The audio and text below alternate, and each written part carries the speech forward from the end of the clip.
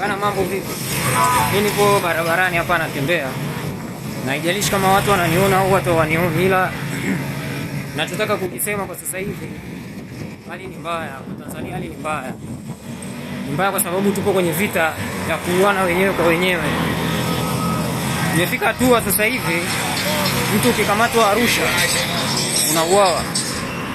Yaani imetokea labda umeenda kuzika ukakosea njia Arusha. Kumbuka hiyo ni Arusha. Yaani Arusha ni eneo la utalii.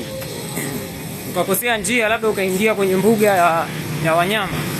Ukarudi ukakutana na serikali. Ukawaambia umekosea njia, wanakuua.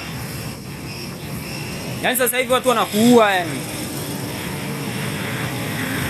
Hapo ukikamatwa Dar es Salaam ama maeneo ya Pwani wanakufanya vibaya mwanangu. Yaani mtoto wa kiume unajikuta nyara serikali washafanyaje? Washaidukua. Hiki ndo ambacho sasa hivi kinachotokea wazee.